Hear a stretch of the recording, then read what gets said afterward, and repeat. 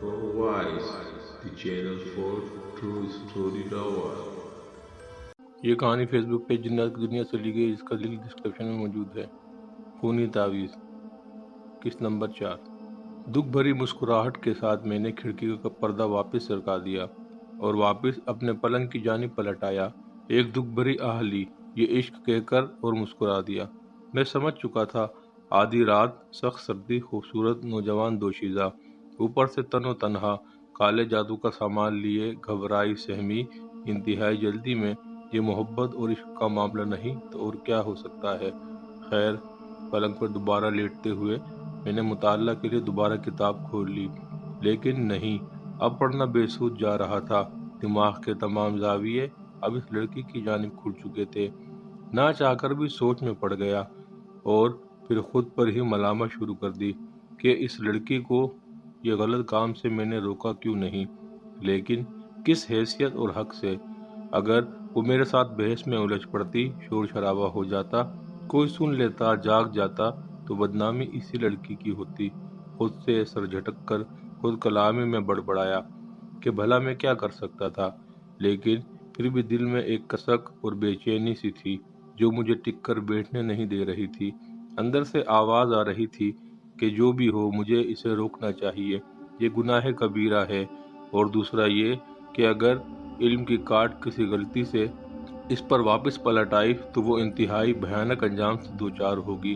خیر، کالے علم کرنے والے کا انجام انتہائی برا اور بھیانک ہی ہوتا ہے، جلد یا دیر، لیکن ہوتا لازمی ہے۔ میں پلنگ سے اٹھ کھڑا ہوا اور پاس ہی پڑی اپنی گرم شال کو خود پر اوڑھنا شروع کر دیا۔ میں فیصلہ کر چکا تھا کہ مجھے اس لڑکی کو ناپاک حرکت سے روکنا اور سمجھانا ہے۔ احتیاط اور بنا آواز کیے بیٹھک کی کنڈی کھولے میں اب گلی میں نکل آیا تھا۔ شدید دھند میں سرد ہوا کا تھپیڑا میرے جسم پر موجود گوشت کو چیرتے ہوئے ہڈیوں میں جا گھسا تھا۔ میں نے ایک جھرجھری لی اور گلی میں اس چیز کی جانب چل نکلا جس طرف وہ لڑکی جا رہی تھی۔ اب وہ کہاں جا رہی تھی مجھے معلوم نہ تھا، لیکن پختہ اندازہ ضرور تھا، اگر وہ لڑکی عمل کرنے گئی ہے تو وہ ضرور قبرستان کی جانب گئی ہوگی، اور قبرستان کی مسافت بھی کوئی زیادہ دور نہیں، بس 2 گلیاں ہی دور تھی۔ گلیوں مکانوں کی روشنیوں سے نکل کر اب میں قبرستان کے ویرانوں اور اندھیروں میں آ چکا تھا۔ شیر خاموشہ میں موت کا سکوت تھا۔ تیز ہوا سے درختوں کی ہلتی شاخیں مزید ہولناکیوں میں اضافہ کر رہی تھی۔ ایسا لگ رہا تھا جیسے ارد گرد کے درختوں پر موجود بہت سی بلائیں بازو پھیلائے نگلنے کے لیے بلا رہی ہوں، لیکن مجھ پر ایسا ماحول اور ڈر و خوف اثر نہیں رکھتا۔ میری پرورش ہی ایسے آسیبوں بلاؤں سے جونچتے لڑتے ہوئی تھی۔ میں بلا خوف انداز میں قبرستان کے اندر جا گھسا، جو کافی پرانا اور طویل تھا، اس لیے ایک لڑکی کو اس اندھیرے اور ویران رات کی اندھیر نگریوں میں ڈھونڈنا آسان نہ تھا۔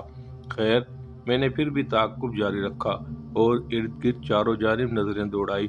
قبرستان کے سینٹر میں جا پہنچا۔ قبرستان میں داخل ہونے سے لے کر یہاں تک پہنچنے میں نے جتنا بھی سفر کیا وہ انتہائی غور و خوض اور کھلی آنکھ کے ساتھ کیا، لیکن تب سے لے کر اب تلک وہ لڑکی مجھے کہیں دکھائی نہ دی۔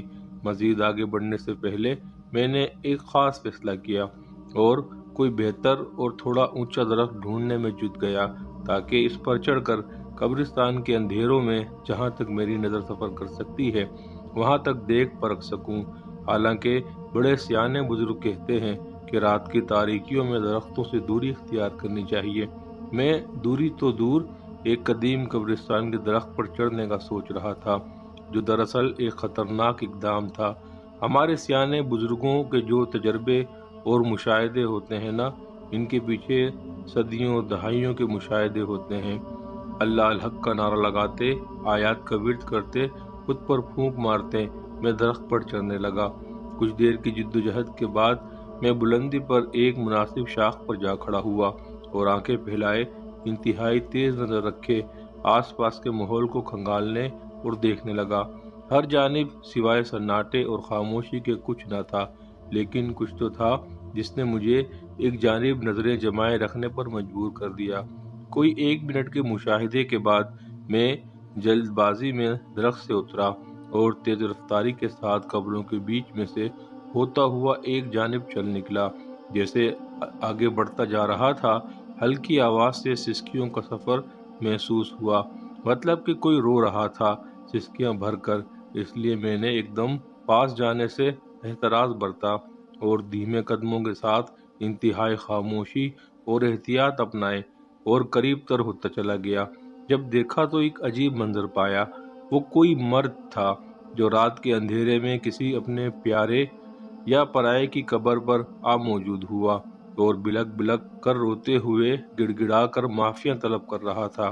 اور بس یہی نہیں، قبرستان میں بکھری مٹی کو اپنے سر اور چہرے اور سر پر ڈال رہا تھا، دونوں ہاتھوں سے اپنے چہرے کو پیٹ رہا تھا۔ میں نے وہاں مزید رکنا مناسب نہ سمجھا اور یہ سوچنے نکل آیا کہ یہ اس بندے اور اللہ کے بیچ میں معاملہ ہے، پتہ نہیں کیا گناہ سرزد ہوا ہے جو رات کے اندھیروں میں موسموں کی عصبتوں سے بے پرواہ ہو کر وہ یہاں کسی قبر پر بیٹھا معافیاں طلب کر رہا ہے۔ اس لیے کہتے ہیں کہ دل میں نرمی، زبان میں شیرنی اور انسانیت کو اپنا لباس بنا کر رکھو۔ یہ انائیں، ضد، تکبر جیسی ایک وقت آنے پر کسی قابل نہیں چھوڑتی۔